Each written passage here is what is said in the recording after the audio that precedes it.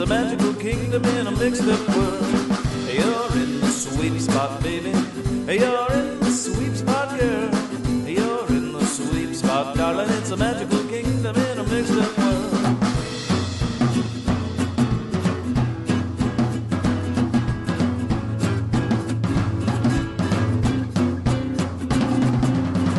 You're in the sweet spot, baby. You're in the sweet spot, girl. You're in the sweet spot, darling. It's a magical kingdom in a mixed up world. It's a magical kingdom in a mixed up world. It's a magical kingdom in a mixed up world. Welcome to the Sweep Spot Podcast. My name is Lynn, your host, and Ken is my co-host. Ken, how's it going? Oh, Lynn, it is going. It is going. I am looking forward to this episode of the Sweep Spot podcast. This is episode 378. What? 378? Yep. Oh, wow. That's impressive, Lynn. That's hard to believe. Yeah. We're not going backwards. We're moving forward. All right. Yeah. That's the spirit. Well, if you're wondering who these guys are, Ken and I are both former Disneyland custodial cast members, and we host the #1 Disneyland podcast hosted by two former Disneyland custodial cast members. Number one. Yes, we are also authors of the books Cleaning the Kingdom. We have two different volumes. You can get both of them on paperback from Amazon. And you can also get the second book from our website, autographed by both of us at thesweepspot.com. The first book is sold out on our website, but you can get it on Amazon and also digital copies, wherever those are, like Kindle and whatever the Apple one is. I can't remember. And Apple Books or something like that. And also you can get the audiobooks versions wherever those are found, Audible and whatnot. We also have a Patreon we wanted to mention. If you'd like to help support the show, we are listener supported and can help support us, and you get some cool perks. Along with that, you get 2 perks once a month. You get 1 bonus episode delivered to you that Ken and I record specifically for the Patreons. It's about 20-30 minute episode once a month. And they also get to join in on our current events live that we record once a month, where you get to interact with other Sweet Spot listeners in the chat room, and then we'll incorporate your some of your comments into our discussion as we record the current events for that week. So you can join our Patreon at the by going to patreon.com and searching the Sweep Spot, or going to thesweepspot.com and look for the Patreon link there. And you can join for $5 or more per month. You get all those perks we just mentioned. If you don't care for the perks, you can just, we have people that just give $1, and that every little bit helps, and we truly appreciate it. Yeah, it does cost money to have, to produce the podcast and to have our archive. So it does help. And I feel entertainment wise, it's worth it. So There you go. It's yes. Ken, who is our guest tonight? We have Dorri Neal. Mhm. Dorri Neal is joining us from, she had been a Disneyland cast member. So we're going to hear about her experiences. And we always love talking with people who were Disneyland cast members or worked somewhere else in the company. Although we were sweepers, we like talking with people of all different roles that they had at the Disneyland. It gives a great perspective on everything that goes on there. So, Yeah. I mean, as custodians, we worked with all other departments. So it was, whether it be attractions or foods, we worked with them to do cleanups pretty much everywhere. So yeah. It's fun to talk to former cast members for sure. So let's get right into that.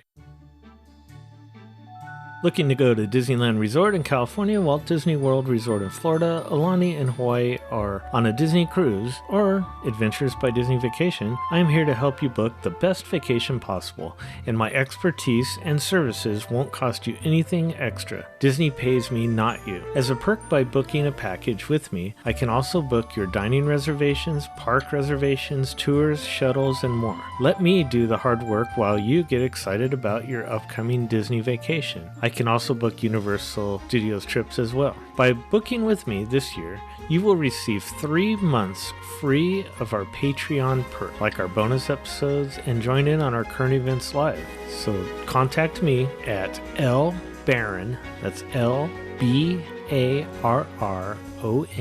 at concierge.com, that's CONCIEARS.com, or the sweep spot at gmail.com.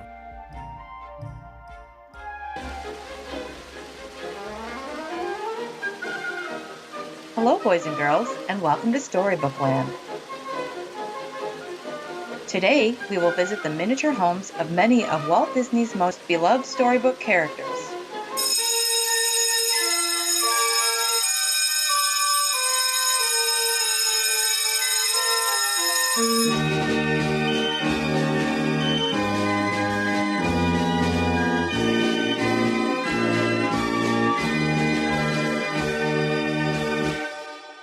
So, Dorri, did you grow up going to Disneyland? Was that something you did as a child?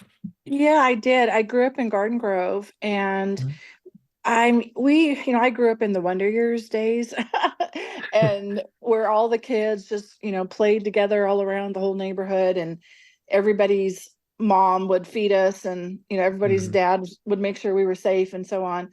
And so I remember so vividly in the summer times, knowing when we needed to go home Mhm. when the Disneyland fireworks would start. And I believe it was just right around 9 o'clock, maybe just a Mhm. little bit after. And we would, my neighborhood friends and my brother and we would climb up on our garage roof and watch the fireworks from the roof of our house, if you can Oh, believe neat. that. And I'm not sure my mom even knows that we did that, but we did. Yeah.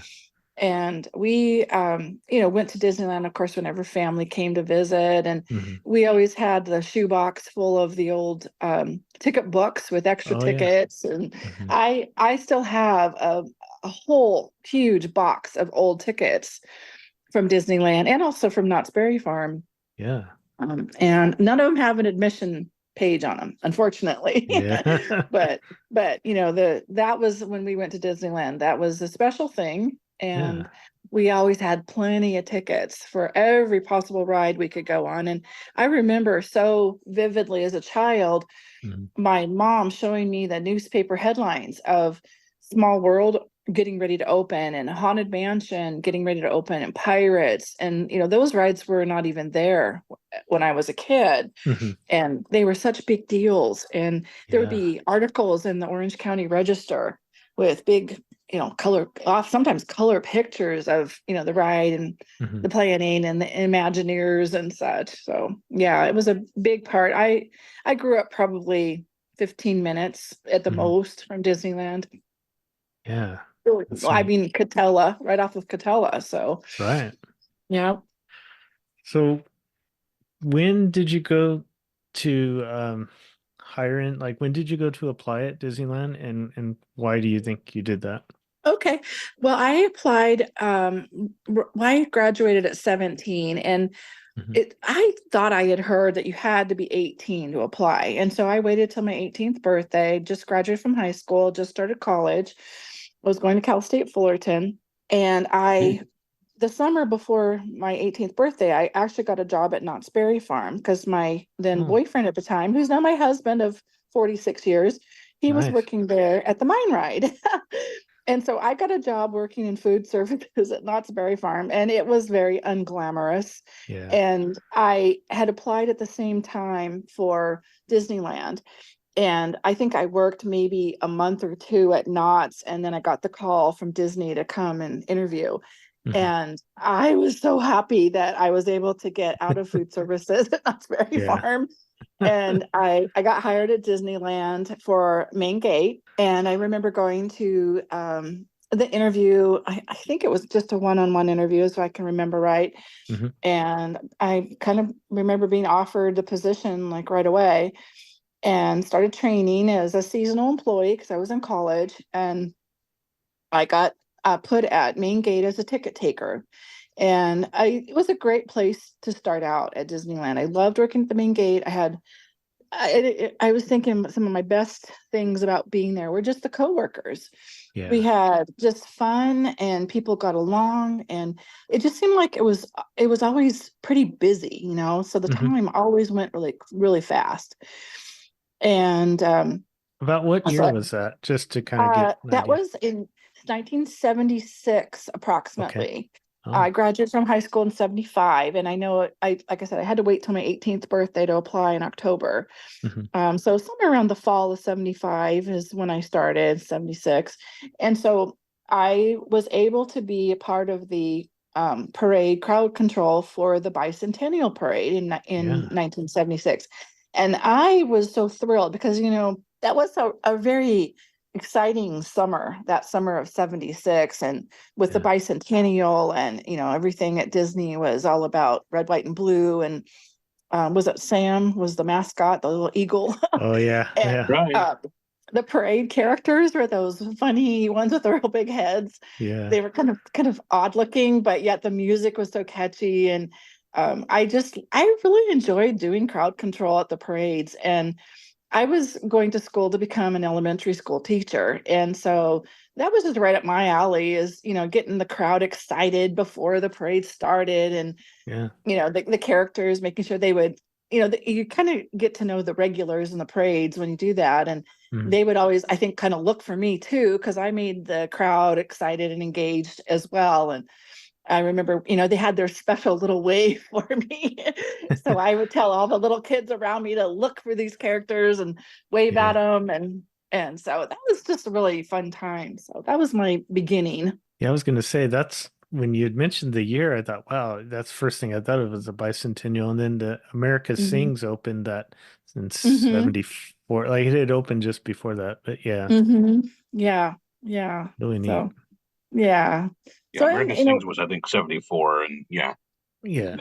mhm, but it was in anticipation of the yes. bicentennial.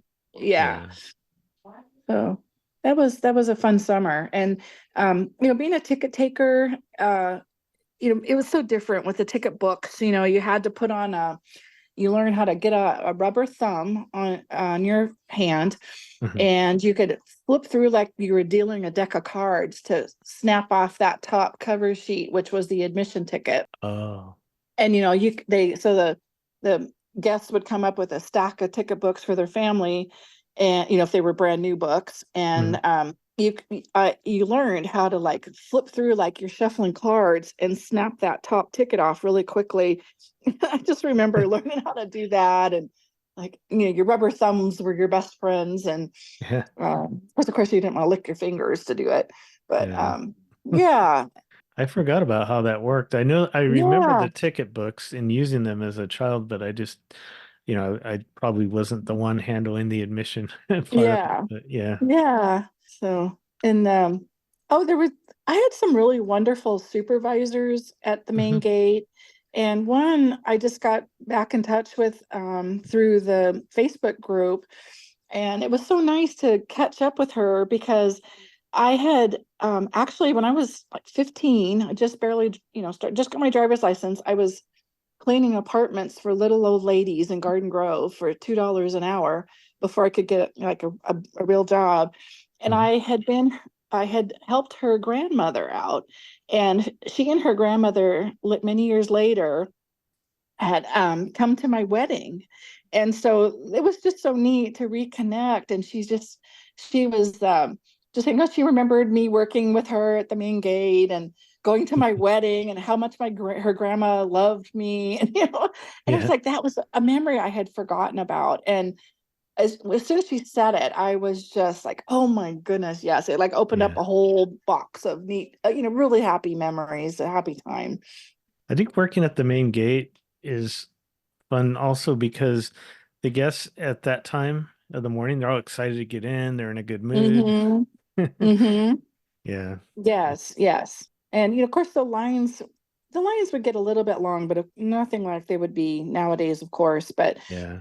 yeah, that's a good point. And then, I also enjoyed the closing shifts and Mhm. working at night, you'd start to shut down the entrances as the hours were on into the evening. And then pretty soon you just had the exit open and people would want their hand stamped and you would give them the hand stamp with the fluorescent glow in the dark, Oh, Mickey yeah. and Goofy and Donald and Minnie. And so there was a different hand stamp. And so there was a little station at the main gate where you'd put your hand underneath the fluorescent light, or the guests would put their hand under the Mhm. fluorescent light to see if it was a real stamp or not. And I remember one of the tricks was somebody would exit and then they would give roll someone else's back of their hand on top of their stamp to try Mhm. to cheat and get back in. That's what some Oh, of the locals would do, yeah, yeah. where they could get in free. And so they would come and stick their hand underneath the fluorescent light, but it would be backwards. And so you Oh. always knew, no, you're cheating. So you had to be wary about certain things like that. That's funny. I forgot about that. I Yeah, remember the stamp, but I forgot that people had yeah.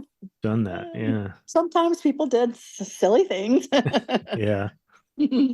And one of my bad memories of working at the main gate was people would try to sneak in, and sometimes there would be like a big large group of people, and usually security would call over like on the radio to the supervisor and say, and we got this group, they're looking suspicious.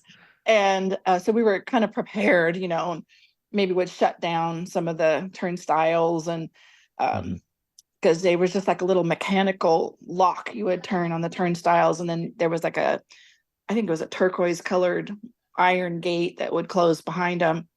Mhm. And but sometimes they would just like charge the gates and Wow. jump over the turnstiles. And Wow. I remember one time that happened to me when I was working, and I put my arm out to lock the turnstile because I saw him coming, and Yeah. this kid jumped up and bit my arm. And Whoa. it's like, okay, I don't care. I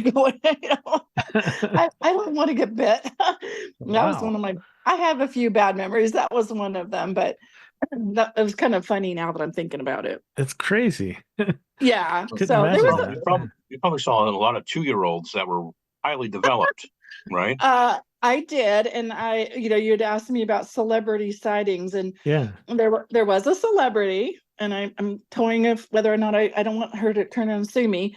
Bar- No. Barbara Eden, I Dream of Jeannie, Oh, yeah. came through my turnstile, and she had an adult, ticket book for herself and a child's for her son, who was obviously about 16 or 13 Mhm. or something. He was a teenager, and I, very nicely said, so sorry, but they gave you the wrong book. Your son looks like he's not under, I forgot the age limit, but it wasn't very Mhm. 10, maybe. I think it used to be 12, and then they lowered it to 12. 10. Yes. Yeah. Yeah.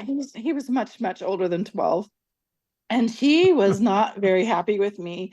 And again, remember, this is back in the days of ticket books where you had to give a Mhm. ticket for every single ride.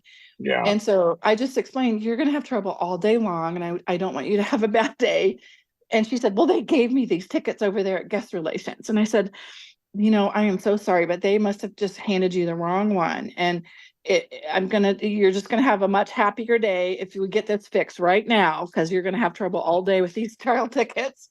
Yeah. And so I sent her back to go get a junior book, which they sold at the time.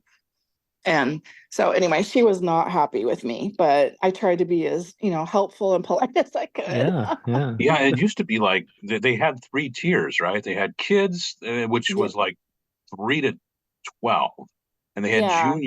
juniors. It was like 13 to 18 or whatever, 13, Yeah. 17 or 17, whatever. 18. Yes. But now there's just 2 tiers, and then they lowered kids from 12 to 10. So Mhm. yeah, Yeah. Yeah.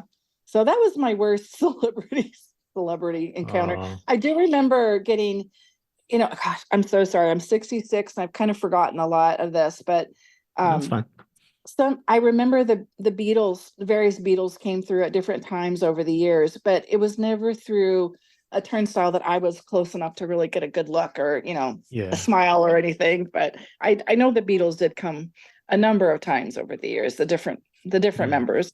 Yeah. So that was That's kind of neat. exciting. Yeah. Wow. Mhm.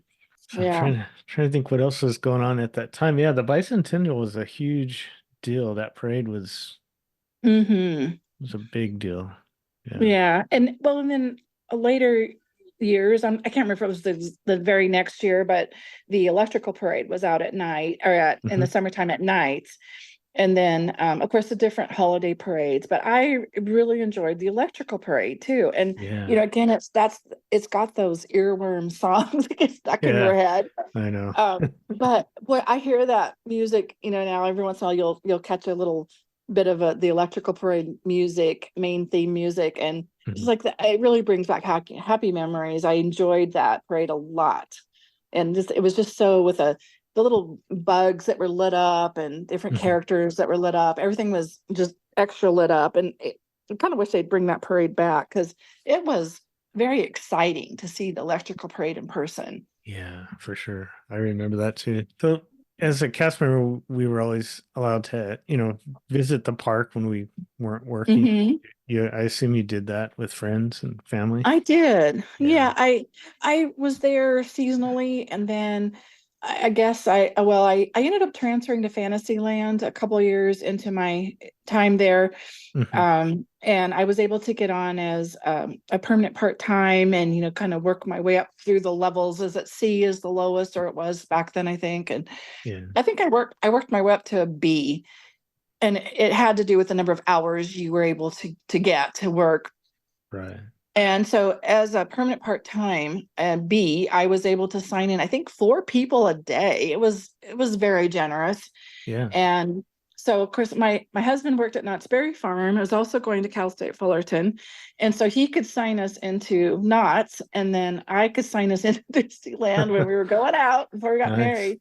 And so, and he lived in Fullerton, I lived in Garden Grove still at home. And so, yeah, we went a lot. And, it was nice to be able to go like in the evenings in the summertime Yeah. when it was a little bit cooler and not as crowded. And so, yeah, it was a wonderful benefit. And I don't think it's nearly as generous now as it used to be, but that was No. an awesome, awesome thing. And then I could get tickets. There was a window for cast members to buy ticket books Mhm. backstage, kind of near where the costume pickup windows were. I remember Oh yeah. there was a place back there somewhere um, by the locker room, sort of, and you could go and buy books greatly discounted. So say you had family coming in to visit from out of state and Mhm. you needed to buy, five ticket books, you could do that. And they were, I want to say maybe half price. They were Yeah. very discounted. So it seemed like as an employee, that was a great benefit to be able to, and help my family be able to go and rides and have lots and lots of tickets and, have a good day and a little bit of a Yeah. break on the price. Yeah, for sure. Yeah, I know that we definitely took advantage of some of that. Mm-hmm. So you That was a said good that, perk. yeah, for sure. You said you moved to attractions. Was that during your Mm-hmm. first? Because you had said that you had worked there like two different Yeah, I runs. worked there from 1976 to about 80, oh sorry, 79. Hmm. I got my first teaching job out in Lake Elsinore, so it was a bit of a drive, about an hour drive, and I continued. But once I got my first teaching job, it was too long of a drive to be able to continue. Yeah. So I did leave Disney on good terms, and I ended up going back in I think it was around 1983, and I was there for another year or two maybe. And Hmm. I ended up so I was in Fantasyland at first as a ride operator, and then when I came back later, I was in Tomorrowland as a ride operator. Oh, And so yeah, I worked on quite a few of the different rides, and I really wanted to go back to Fantasyland. I kind of fit the look they I guess yeah. they had, of Fantasyland. I was on Storybook, and Mhm. I really would have rather have gone back to Fantasyland. I did not care for Autopia. It was a hard ride for me. Yeah. Um, I think I have two left feet, and on Autopia, you have to jump on this little pedal thing on, or at least at the time, on the outside of the cars. So as the guests were coming back around to exit, to end their drive, Oh yeah, I remember that. the ride operator would have to jump on the car, and they called it jump in the cars, and you land on this little pedal that gave you control then of the car. It was like an exterior gas pedal, so I think, and then you could grab the wheel, jump on this thing, grab the wheel, and then you can put the brake on and whatnot. I could not do that. And I spent a whole summer with the most horrible bruises on my shins because I could not figure out how to do that. And there was a right side and a left side of the ride. And so some of the cars you had to jump on the right, some of the cars you had to jump on the left, and grab that wheel. And so I finally did learn it, but boy, it took me a long time. And I was just black and blue. I just could not figure out how to do that. But and then another bad thing about Autopia is you had to gas up the cars after closing. And oh my gosh, the gasoline smell was just like, you would leave and you would just feel like you were drenched in the fumes of gasoline. But but I did. Other than that, it was a pretty fun ride. Yeah. You said you worked in Fantasyland and I know that Fantasyland went through a whole refurbishment and during that time. Were you there after it had reopened or before that? I believe I was there in Fantasyland before that because I remember I worked on I did Storybook, and that was definitely exactly the same that it had been from time immemorial. And then I worked on Teacups and Toad, and that had not been redone yet. And then Snow White and Carousel. And Snow White had those very heavy old cars. And so, as the controlling person as the ride was leaving or coming back in, you had like a control panel where you would take control of the vehicles. And those cars were so heavy, and it took forever for them to slow down enough to stop them. So that was kind of a hard ride for me. Yeah. But I loved Carousel. That was my very favorite ride. And for some reason, as klutzy as I am, like I was saying earlier on Autopia, I could jump on and off that carousel like nobody's business. And you grab a pole, you start running, and you jump on, or you grab the pole, you jump off and start, you run and jump off at the same time. But I could somehow figure that one out. And that one was the most fun. I love Storybook too, but Carousel was just like, man, I felt really coordinated when I could do that.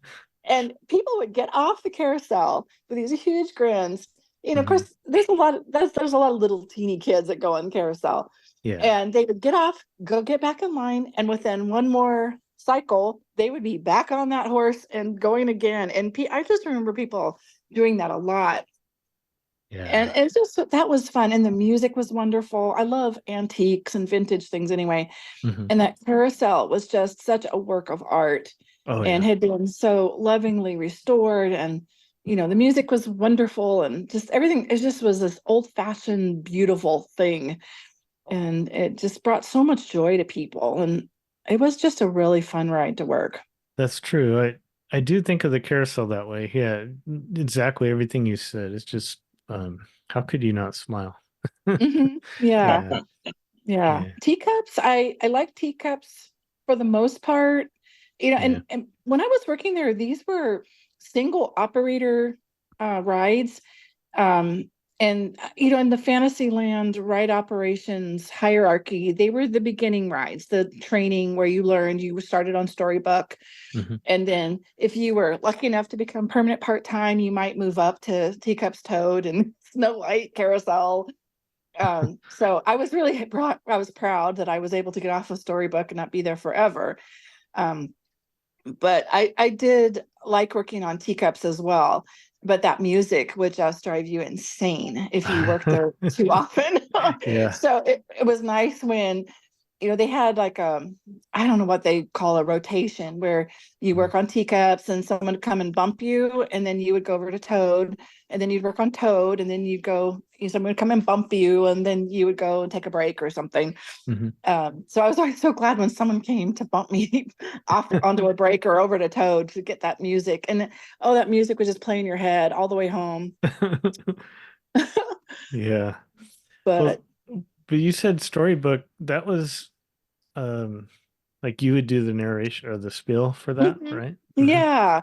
So I still have my original script from 1976 or maybe 77 from Storybook, and it's just like a little treasure I've hung on to my whole life. And I can't say it when I'm awake, but in my sleep I sometimes still dream about saying the spiel for Storybook. And I've always liked antiques. I like miniature things just in general, and so that was right up my alley. I really enjoyed working on Storybook, except for when it was super hot in the summer and we were double loading boats because it was so crowded and busy. And so you had to kind of rush, a little bit. Yeah. But like I said, I ended up becoming an elementary school teacher and then later an elementary school principal. And so telling stories was just right up my alley. And so I enjoyed that. I always had a little helper, you load up the boat so that they're full and safe. And so if you had one extra, to load, you'd put a child up on the little, I don't know what they call it, on the boats. They had the little house where the ride operator would sit. And there was another side where a child could sit. Or sometimes you could put a child like at the very front end of the boat. There was a little area. And so, kids just love to get picked to be the special helper. And I would make a big deal about, you want to be my special helper. And it's so funny because even when I was working at my elementary school, many, many years later, people would say, I think I remember you from Storybook. Oh. We all kind of looked alike, so it probably was not me, but people remember that ride and they remember how you made them feel. And when you treated their children special and you made it sound like a big adventure and like you were reading them a story. Yeah. And that's always kind of how I approached it. I did. And there were times where it was so busy and you're hot and tired and sometimes you zone out a little bit, but for the most part, I really try to make it special. And because I think Storybook was like maybe a C ticket, maybe, or B, which is lower on the hierarchy of things back in those days. So, people usually had more of those lower level tickets because the ticket books had more of those in them. And, the E tickets, of course, were Pirates and Haunted Mansion and such. And so, they only got a few of those on their ticket book. So people tended to really go to Storybook and some of those smaller rides. And so, just trying to make it special. But a funny story about Storybook is, I don't know if I'm the only person that ever fell into the canal, but I did. I fell into the canal. I told you I'm a little klutzy. So I was, on Storybook, of course, there are a lot of people working, employees working to load. And usually it's two cast members helping to load. And there was one person helping and I was loading. We had a foot on the dock and a foot on the boat, right? And you just kind of get your sea legs and you learn that the boat moves and rocks kind of up and down a little bit. And as people are getting in and out, then the boat rocks a little more. And darn if I didn't fall right between the boat and the dock. My foot slipped and I fell into the canal up to my waist. But I caught myself one hand on the dock and one hand on the boat.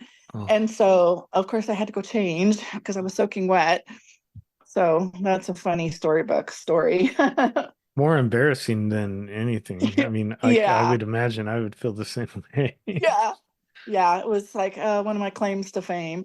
And another funny thing about Storybook is I remember periodically, you probably know more about this. It was after hours, they would bring in scuba divers, and the scuba divers would come and they would dive in and find all of the things that had fallen into the water, like sunglasses and wallets and keys, and they would clean it. Disobedient children.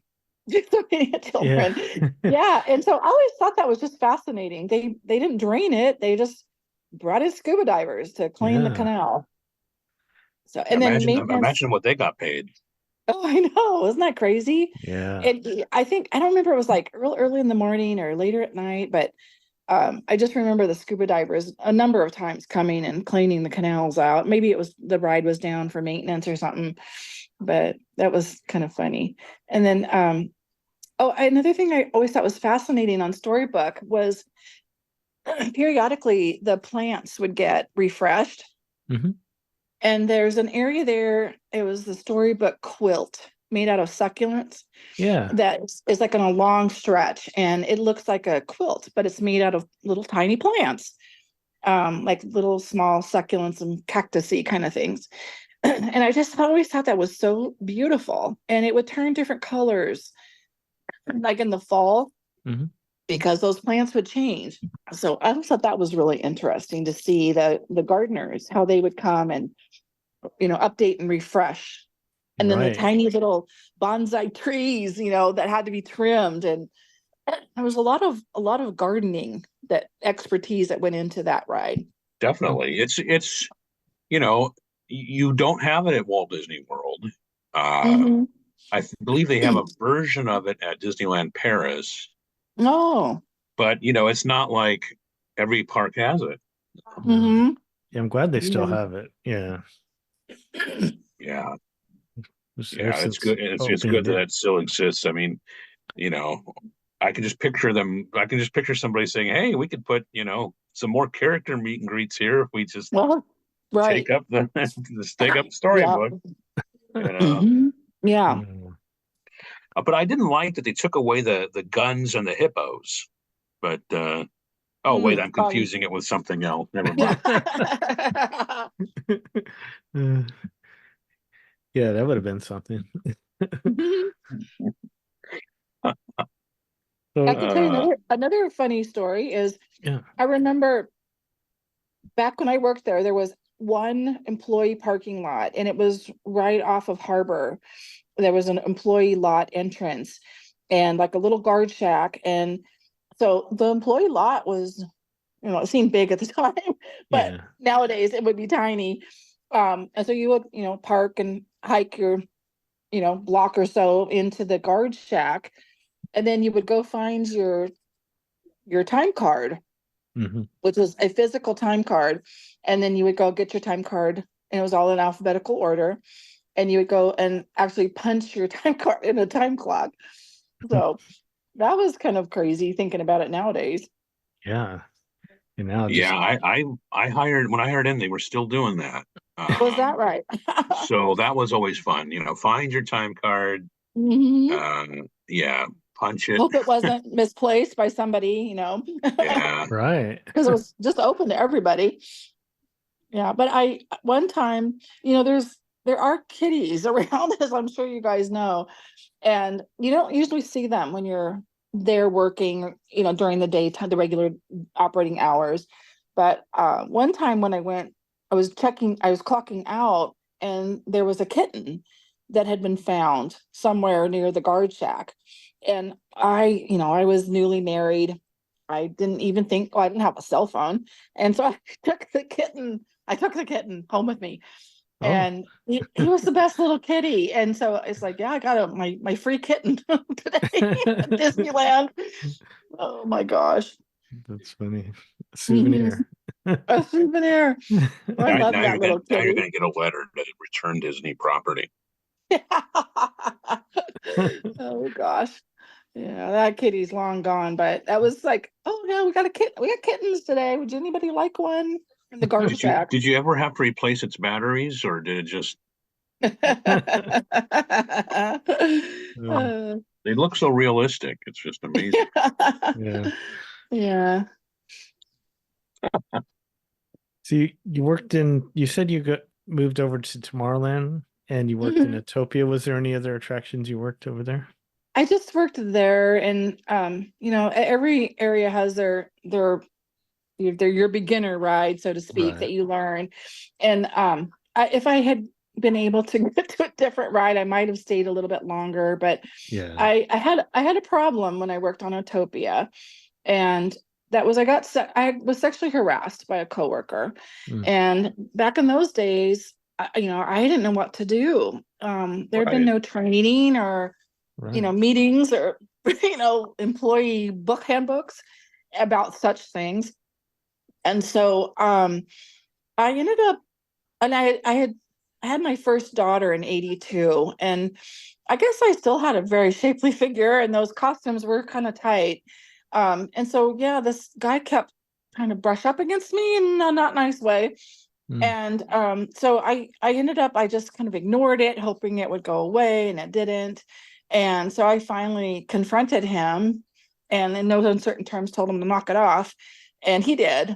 But I ended up deciding I really didn't need that, and so Yeah. I decided it was time for me to not do that crazy drive anymore. And I was working full time as a teacher by that time, and had a baby, and so Oh yeah, that's a lot. Yeah. mhm. But that kind of pushed me over the edge. And I think now, like I was an elementary school principal, I had to go to days long training on this topic, Mhm. in my regular career later. Yeah. But I'm sure that Disney probably has much Oh yeah. more firm policies and trainings and such now. But yeah, that was disheartening for me. That was probably the Yeah. worst thing that happened. I mean, that's something that we point out is that Disneyland has all of the workplace issues that you find in Mhm. offices, as well as, the kind of retail setting, fast food type setting, whatever. All it has the issues of all of those. Just Yeah. because it's Disneyland doesn't mean it doesn't have those things. So, Yes. you've Yes. got That's a you've good got point. coworkers that don't like each other. You've got Mhm. office romances. You've got sexual harassment. Mhm. Um, yeah, I do remember when, I mean, we did get sexual harassment training finally at Disneyland. I remember that. Mhm. Yeah. Right? Yeah. So Yeah. I'm lucky I didn't get kicked out of there because, yeah, we wouldn't. Lynn, mine was with Sue Ellen. Mhm. We were both taking the training together, Oh. along with a few other people. And Sue Ellen was a wisecracking lady. Uh-oh. So, of course she was cracking jokes left and right, and we're surprised we weren't kicked out. Oh boy. Yeah. Yeah, another funny thing that I was, as I was mentally thinking about interesting things to talk Mhm. about, our doppelgangers. They were so funny how many times when I was working there, people would stop me and say hi, and they often called me Sandy.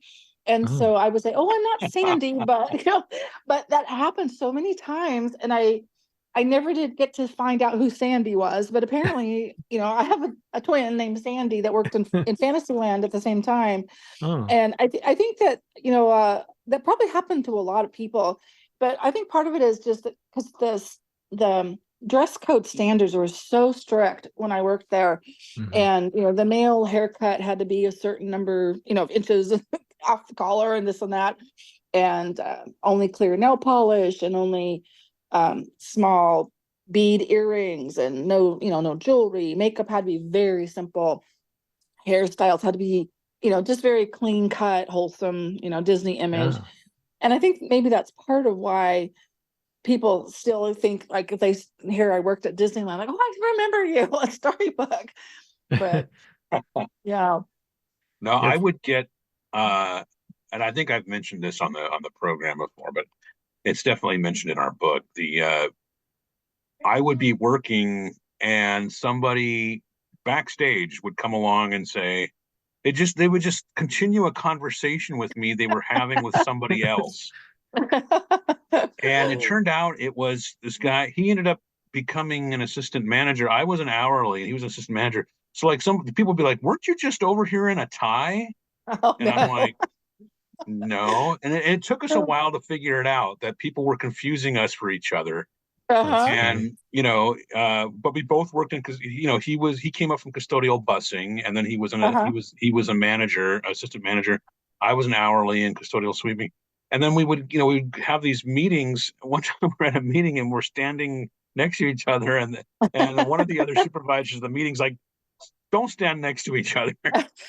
But it was Oh just my weird gosh. because people would just be talking to me like, I'm thinking, what the heck are you talking about? It's just like they're continuing a conversation that I had no idea what they were talking about.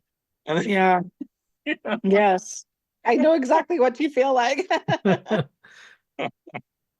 that poor guy. Do you remember having to work certain holidays? Like, did you ever work New Year's Eve? Oh, yes. Yeah. You when you're picking your schedule, when you first become permanent part-time, um, you get sort of what's the crumbs left over. Yeah. And so yes, many New Year's Eves and holidays and grad nights. And back Oh, when I was working there, they had these special parties, private parties where, say, a church group would rent the whole park, and you could so the whole park, the park would be open till 7. They would clear them out, and then the church group would come in at 7. And so a lot of those, and then sometimes they called them mix-ins, mhm. where a special church group would buy tickets, but the regular crowd was still there too. And so, yeah, and then maybe the regular crowd would go longer. I don't know. It was a lot of variations of those special events. And the grad nights were the hardest because you were just exhausted by the time you got off. And that drive home to Lake Elsinore was very long. Oh, yeah. But yeah, I enjoyed working the Mhm. special events. And I remember, as I was, going to clock in at the guard shack in the time clock room, there was often an employee there that had like a big basket of special buttons. Mhm. Like, so, okay, today it's Mickey's birthday, or, something. It's a something or other, 50th anniversary. And so they would have pins or maybe even a carnation. I remember getting fresh flowers a lot of times Wow. to put somehow with my name badge. That was fun. And I still have quite a few of those things. I Mhm. have a memory box of Disney things from working there. And that was kind of fun too. And being able to say, I was there Christmas Eve or whatever. I think Yeah. Disneyland used to close. It seemed like it was closed one day a year, and it was on Christmas Day or something. I can't remember now, but it did actually have like one day a year it closed completely. I don't think it does that anymore, but No, I know that when Ken was there a few years before I was, but um, it would close early on Christmas Eve, like 6 Mhm, o'clock or something, and then mhm. yeah, it would reopen on Christmas Day. But yeah, Well, now until it's Mhm. just all of and until 1985, they had like they would close on the off season. They would close on Mondays or Tuesdays. Yes, yes, yes. Mm. I really enjoyed the park as an employee, and when I was working there, I would go in with my boyfriend, my fiance, at the time, and we would go like in March, and I think it was maybe closed on Mondays, and then we would go on a Tuesday, and it was just like nobody there. Maybe it was a Yeah. little rainy, a little drizzly, but it wasn't bad. And oh my gosh, that was so much fun to be able to be there when it was that way and not so crowded and hot, and get to go on anything you want to go on as many times as you want. Yeah, you can't find that now. It's just Mm-mm. crowded year round. Yeah. Yeah. Yeah. I was Another funny story I can tell you is that Mhm. when I got married, I was working there still, and so many of my coworkers came to my wedding. And so the bride's side of the church, I got married at Cameo Wedding Chapel in Anaheim. It's not even there anymore, but my side of the church was all full of Disneyland employees. Oh, And then my husband was still working at Knott's Berry Farm, and he had just graduated from college. And so his side of the church was all Knott's Berry Farm employees. And he worked on the mine ride. And oh so it wow. was all the mine ride employees. And so it was so funny because the man that married us his name is Father Era, and he actually had married Hugh Hefner and somebody Mhm. but right before our wedding. And Wow. so he was quite a character, just needless to say. And so he commented about that, how it's half the church is Disneyland and half the church is Knott's Berry Farm. Well, it was kind of funny. Yeah. One of my bridesmaids was one of my best friends that I worked with at the main gate. I'm sure there's many more memories and stories. It's when we had when we started writing our books, I had only been gone from there, I don't know, maybe 8 years or something, and it was hard to remember some of the stories. But then when I started talking with Ken or another someone else I worked with, then they start to come back. Like, oh yeah, I totally forgot about that. Yeah. Yeah. Yes, I agree. Yeah. Well, I guess we'll definitely have to try to have you back on and talk some more Disneyland for sure. But thank you so much for coming on, Dorri. Oh, this is my pleasure. I've enjoyed thinking about it, and I've been telling my granddaughters who are young adults now Yeah. about some of my adventures at Disneyland, and they just think it's so interesting to hear all this back in the olden days Disneyland. Yeah. Well, cool. Well, thanks again. We really appreciate it. Oh, well, thank you. It was an honor to be able to chat with you guys. Okay. Wow. Thank you so much, Dorri, for coming on. We really appreciate it. Yes, thank you. Yeah. I like getting the insight, and it's likely that maybe she loaded me and my friends into a ride vehicle, and way back in the day, and there's always the possibility. And, unfortunately, sometimes I record this standing on my head on the other side of the room, so sometimes. If I sounded different, that's why I was kind of like hanging upside down. And, so that's good for your back. That's right. I have to exercise that out. But we really appreciate that you're listening to the show. Then what closing comments do we have? None. Thank you. I don't know. Thank you. Really appreciate it. You can get our. You can get all the show notes and all the information. We have t-shirts for sale. I said we have our second book still for sale over there, and links to everything at thesweepspot.com. We always love hearing from you, so you can always send an email to thesweepspot@gmail.com. That's thesweepspot@gmail.com. We're on Instagram. We have a Facebook group, but Lynn and I are both on Instagram. Him more so than me, and also X, formerly known as Twitter, or some of you still call it Twitter. We're there too, but yeah. And I also wanted to say that if you are a former cast member and you haven't been on the show yet, reach out to me at the sweetspot@gmail.com. We'd like to chat with you and possibly have you on our show to talk about your time at Disneyland. So that's for Disneyland cast members or whatnot. So yeah. Anyways, thank you so much for listening. We really appreciate it, and we'll talk with you next time.